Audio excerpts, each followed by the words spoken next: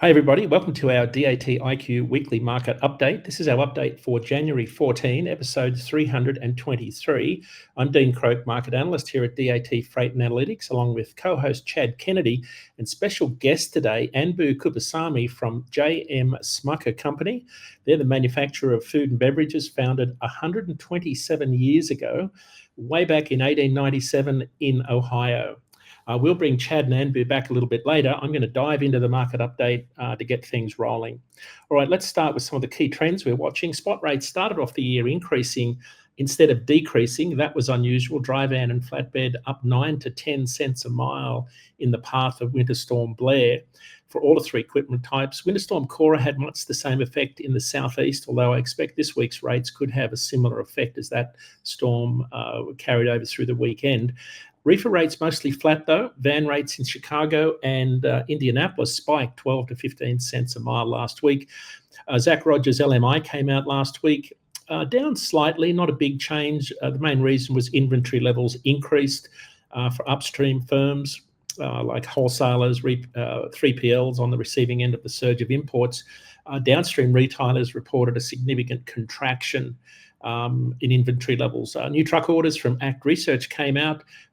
Net orders were about 36,500, down 2.1% month over month, still up almost 40% year over year. For those that are interested in traffic, the INRIX 2024 traffic report is out. The US has the top 3 in the top 10 worst cities in world for traffic.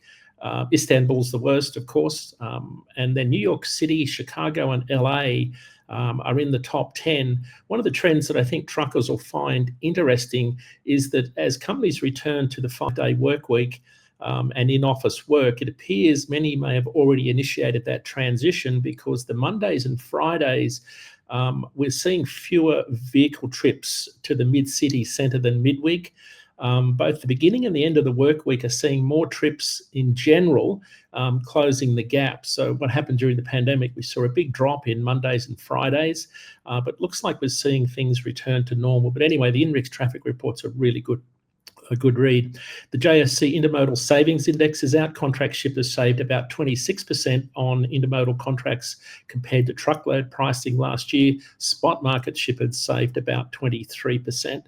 This week's market update, we're looking at the history of the largest port in the US, the Port of Los Angeles, and the Marine Exchange in particular, the booming Ohio freight market, the not so good news for reefer haulers of leafy greens out of the Winter Salad Bowl in Yuma, Arizona, and also a look at some of the infrastructure being developed in the Port of Progreso in Mexico and how we think that might drive more break bulk volume into the Gulf Coast. All right, let's start with our market update, looking at the load to truck ratio. With most participants returning to the freight market during a severe weather week, it was our first full shipping week of the year. Load post volumes ended the week 7% higher than last year. As truckload capacity decreased due to the 2 winter storms, Blair and Cora. Equipment posts were down substantially as carriers were delayed and sidelined due to road closures and power outages. As a result, last week's load to truck ratio was 9.43. That's 11% higher than last week and more than double week 2 of last year. Similar story with the refrigerated market. Load posts are around 30% higher than last year. Equipment posts down, load to truck ratio up 5% to 14.97. That's also double this time last year. And in flatbed, they found the going tough last week as outdoor loading and unloading in the freezing cold slowed their freight network particularly. Brokers found capacity much tighter, resulting in load post volume 7% higher than last year. Equipment posts are around half what they were in week 2 of 2024. As a result, the load to truck ratio in flatbed up 23% to 27.5, just over double the same period last year. Having a look at our year-over-year look at spot rates, the national average dry van line haul rate ended last week at $1.84 a mile. That was up 4 cents a mile. At that level, spot rates are 13 cents a mile higher than last year. On our top 50 lanes, based on the volume of loads moved, carriers were paid an average of $2.18. That was down 2 cents a mile last week, but still 34 cents a mile higher than the national 7-day rolling average. In refrigerated, at a time when spot rates in the reefer market usually are cooling off, reefer capacity tightened ever so slightly last week. The national average line haul rate remained mostly unchanged, up less than a penny per mile to $2.22. At that level, it's about 12 cents a mile higher than last year. There was a significant impact on freight rates in the lower Midwest, particularly Kansas and Nebraska, as Winter Storm Blair made its way through. I-70 was closed for a good part of that. In the lower Midwest, rates were up 19 cents a mile to $2.88 for outbound loads in Nebraska and Kansas. In flatbed, flatbed actually accounted for most of the rate gains last week. Rates were up 5 cents a mile to a national average of $2.04. Spot rates are 5 cents a mile higher than week 2 last year, and also identical to where they were in 2018 as that flatbed rate rally got underway. That's an interesting trend that we're watching as capacity continues to tighten. Let's have a look at our short-term forecasts. These are our short-term forecasts that go out 35 days using our flagship Ratecast product that's in green. And this heavily weights longer-term seasonal trends as opposed to short-term weather events like we've seen last week and this week. Its forecast is out 35 days. It's for loads over 550 miles. It excludes fuel, so it's line haul only. It's got some upper bound error bands. They're in gold, and the lower bands are in red, giving you a couple of scenarios. But the green is Ratecast, and the blue, of course, is the historical 7-day rolling average. Let's start with dry van. Ratecast is looking for rates to be down about 8 cents a mile out to the end of the forecast range. That's February 15 from today, ending at about $1.74 before showing some signs of improving. Worst case scenario rates down 15. High case scenario rates are almost flat or up slightly to 1 cent a mile. In refrigerated, reefer rates looking to be down about 14 cents a mile, much the same as last year. These aren't unusual forecasts, ending the Feb 15 forecast range at about $2.05. Low case scenario has rates down 21 cents a mile. High case scenario down 7 cents a mile. I think this is going to be pretty accurate given the very slow start we've seen in produce season, in particular some of the really lower volumes we're seeing out of the winter salad bowl in Arizona. In flatbed, Ratecast is looking for spot rates to be down 3 cents a mile to February 15 at $2.01. Low case scenario down 8 cents a mile. High case scenario up 2 cents a mile. So that's the end of our forecast. Over to Chad to talk about the contract freight market. All right, so I'll be going over our contract rates. So this is everything from a shipper to a carrier or broker perspective, whereas Dean covers everything from a broker to carrier spot perspective. What we have here on the first graph is 3 graphs. In yellow, we have our spot premium ratio. This measures the premium for spot rates compared to contract rates. So as this metric starts to move above 0, as you see it starting to peak up, that's actually 2 data points there above 0 over the last 2 weeks of December. That's a good sign for carriers and brokers and a signal to shippers that the market is continuing to tighten and to prepare for that. So we are seeing that holiday spike there in spot rates as we would expect. And we also have a very interesting metric just below that in blue, the new rate differential. This measures the percentage difference between new contract rates and those that they have replaced. We see several data points above 0, and this is a very clear signal that the market is starting to shift as contract rates take increases. So this metric answers the question, what are shippers' bids yielding? And we see these replacement rates coming through in our data, and we're starting to see new rates increasing through contract bids, up 2.7% last week of December. And then finally, contract rate index. This is the 80% of the data. It moves pretty slowly, but you do see some upward trend movement there over the last several weeks in that contract rate index metric. Now we'll move on to refrigerated. So I think I failed to mention that was all dry van. So on to refrigerated. Also very sharp spike there in that last week of December, as we would expect with the holidays and the demands that puts on temp control trailers. New rate differential, several weeks above 0 as well. A little bit flatter pattern there with the contract rate index. Would expect as the new rate differential stays above 0 that will start to turn upwards and to the right. And then I added in the flatbed graphs this week. Don't always cover that. It's highly variable. that new rate differential still 6% in the negative, and spot premium ratio still 8% negative. Contract rates kind of bouncing around there. Flatbed rates kind of do their own thing. Highly variable, seasonal, short-term lanes on those in that data. And then finally, just the rate per mile index. This is on everything long haul for dry van, temp control, and flatbed. And you can see the relationship between spot in yellow and contract in blue there. So you see in the dry van, that tipping point where spot rates are coming up above contract rates, putting that spot premium ratio positive. Same thing on temp control. Flatbed, you still see that negative spot premium ratio where spot rates are below contract rates. Well, hi, Anbu. It's great to see you. I know we've been doing business for a long time together, working together as a supplier and partner. I'm curious, could you introduce yourself to our audience that maybe doesn't know you as well as I do? Oh, first of all, thank you, Chad, for inviting me to participate in your sessions. We have done some of these before, not on a video though, right? Yeah. So thank you, first of all. Happy New Year. Happy New Year. Running into New Year. Yeah. So my name is Anbu Kuppusamy. I work at Smucker's, the JM Smucker Company. I've been with Smucker Company for 17 years as an employee. Wow. Maybe another 8 years as a consultant before that. Okay. Most of my life at Smucker. I worked in supply chain. Worked on many supply chain IS initiatives, implementing new systems, codes, and that kind of nature. But then after so many years, I moved into the business side of running logistics, inbound and outbound supply chain management, and then warehousing and transportation and network modeling. Network modeling is where I got really my sea legs, understanding the entire supply chain. So now an opportunity came 2 years ago to run the transportation, a brand new area, but with so much years in supply chain, I can connect the dots. And my leadership saw that and gave me an opportunity to run the transportation department at Smucker's. We spend about $500 million a year on it. So it's a bigger responsibility, and I don't take lightly. So that's about me. Yeah, thanks. It's been great to work with you over the last couple of years. You've definitely been one of the more astute power users of our data and the way that you guys consume it and utilize it. So we'll talk about that a little bit too. Yeah.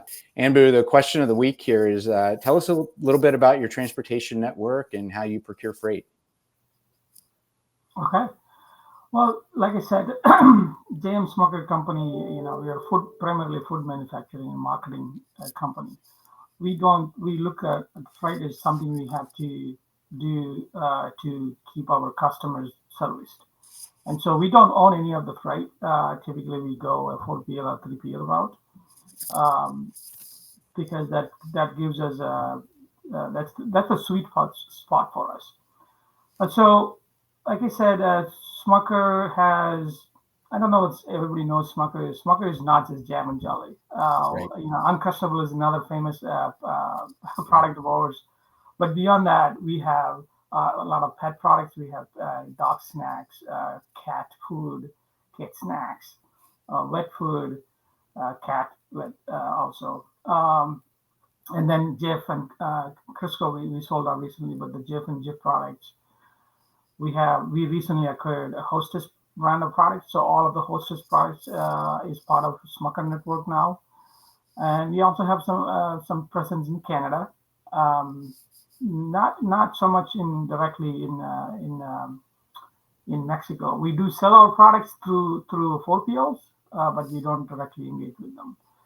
So yeah, we are a $9 billion company overall per annual basis, and we have 20 some plants together, all in all, 12 different DCs. So we have a vast network in North American model that's divided between a dry network and a temp control network and a frozen network.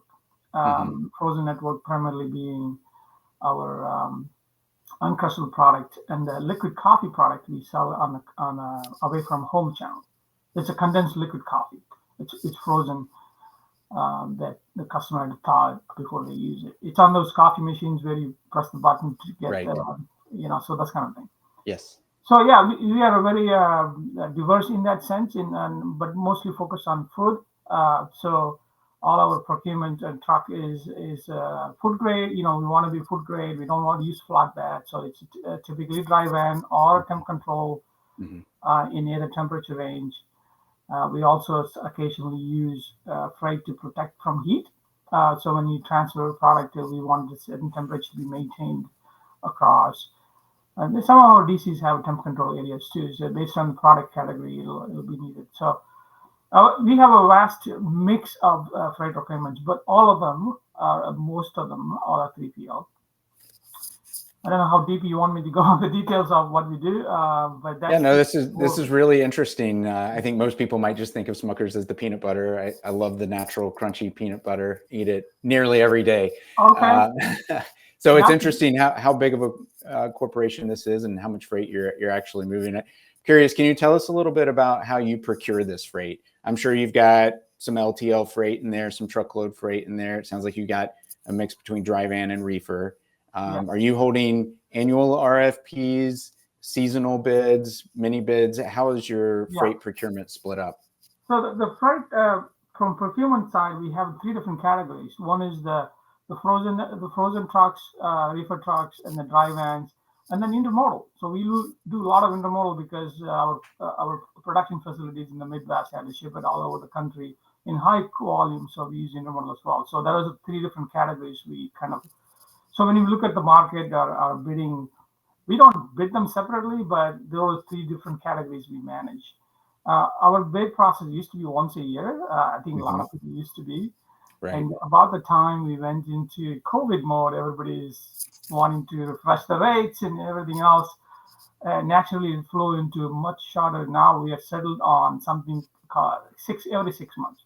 6 month bid. Our contract actually is for 6 months. We don't give our contract for more than 6 months.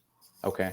It used to be we do a mini bid like a 6 months to refresh some of the rates, but the contract length is still 1 year. We stopped doing that. We just do it 6 months. We do have some partner carriers that ever since I started this role, started to work with them on a bit of a long-term basis. So about 25% of our volume, believe it or not, that we do today, let's say 120,000 to 150,000 loads a year. About 25% or so is contracted with the carriers that are truly partnered with us on a long-term basis with certain measures of performance and the increases in place. So we also encourage that with select carriers so that we are not in, every 6 months you are refreshing rates and lanes and make everybody wonder whether I'm going to maintain this lane or not. And we want to give them some stability. And they give us in return a better performance. Sure. At the end of the day, Smucker trucking business is really to satisfy customer needs, like I originally said in my introduction. We are in the business of delivering our goods in a way that customers want us.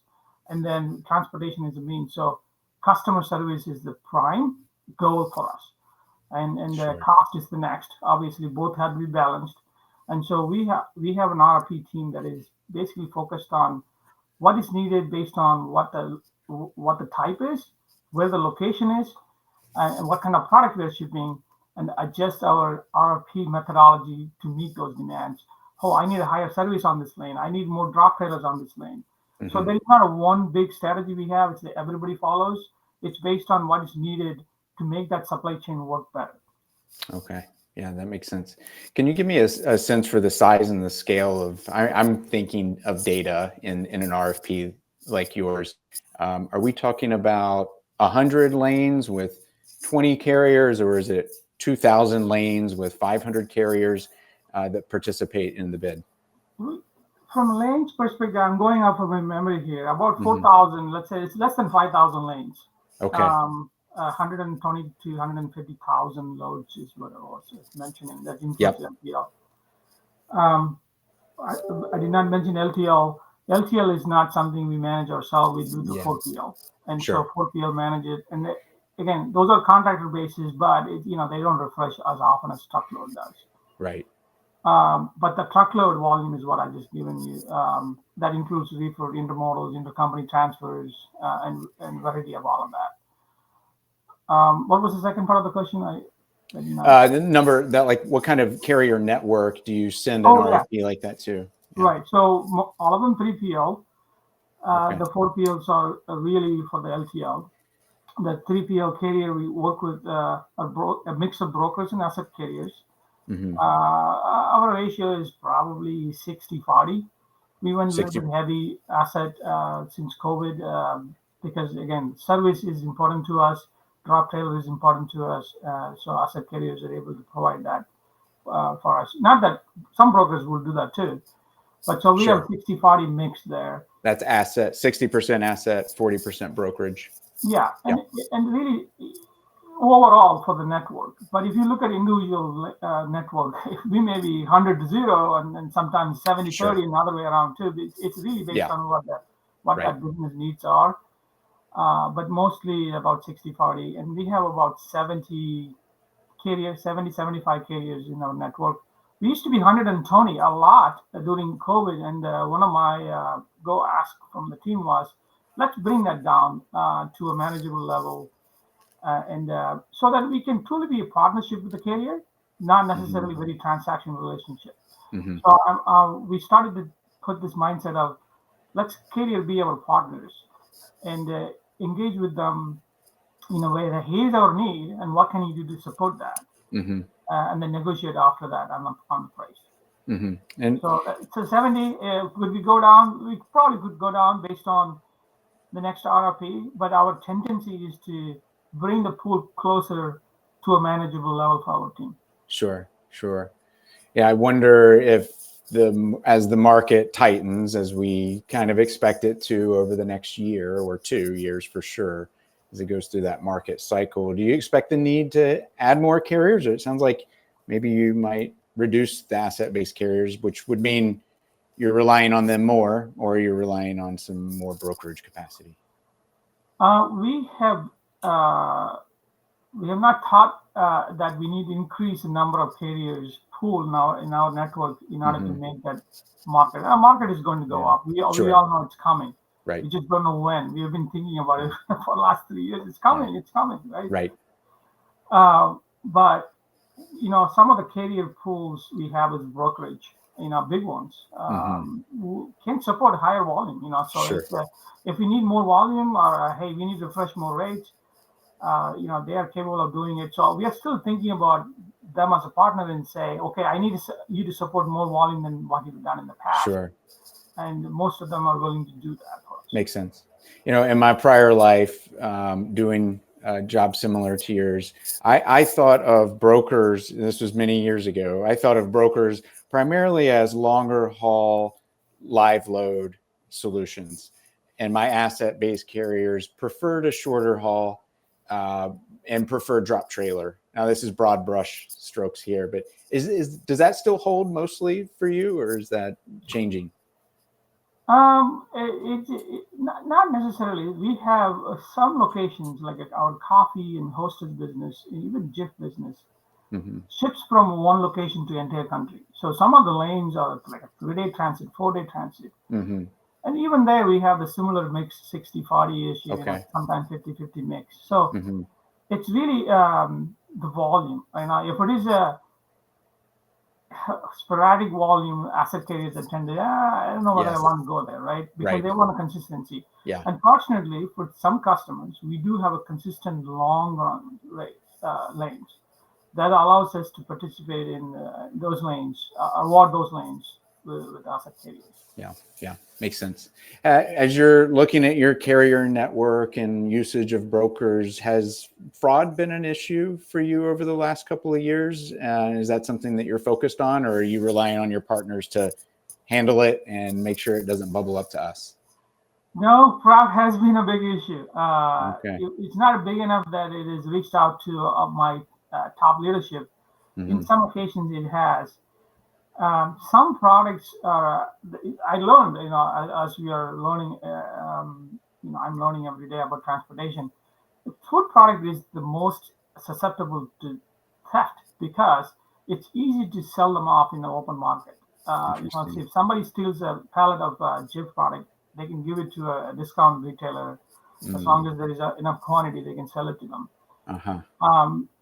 It's not possible for high volume, high value product like if I can, like laptops or iPads or watches. You don't have an avenue to go say, hey, you want this, right?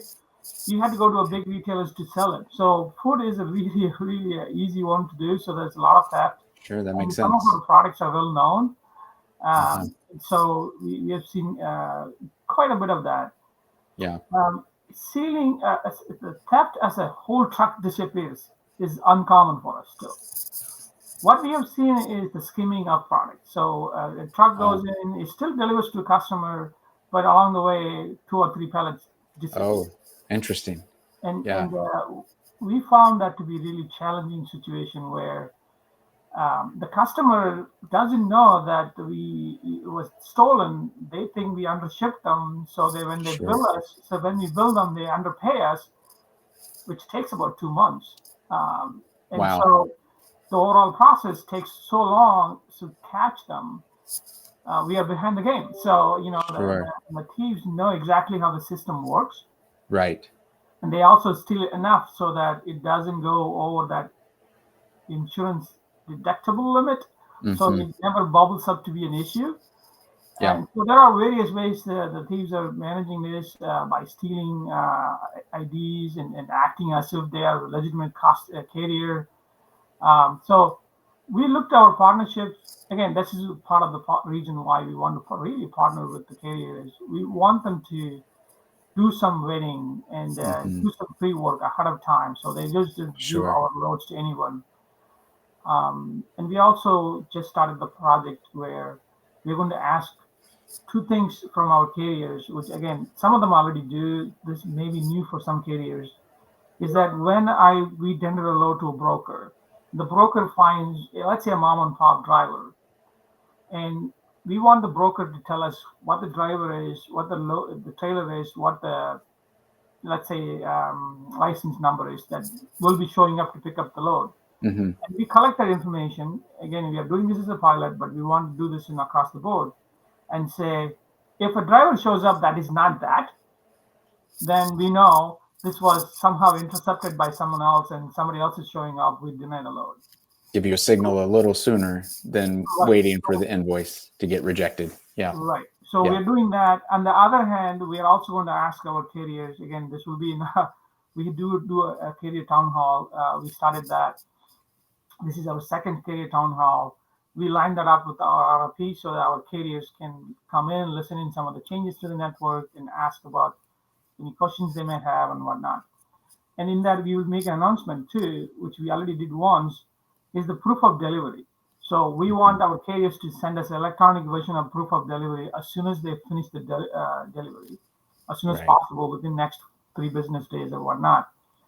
And then we are going to use technology to understand what was delivered in quantity, what was shipped, and say, did we see a miss here, and catch the skimming operation I was explaining to you earlier sooner rather than waiting for a customer to tell us, hey, I need a deduction on this.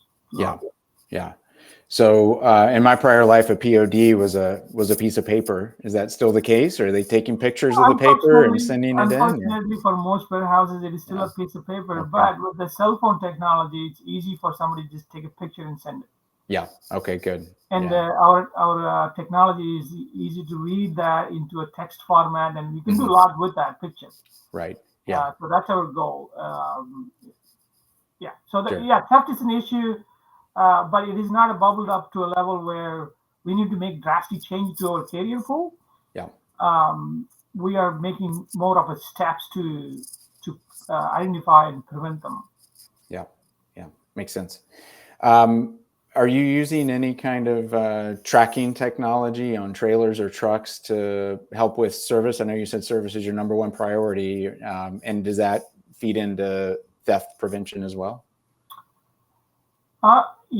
So I know I never believed that the tracking technology can prevent theft, but with the service expectation now is different. some of our products are 45 days in shelf life before we had to ship them.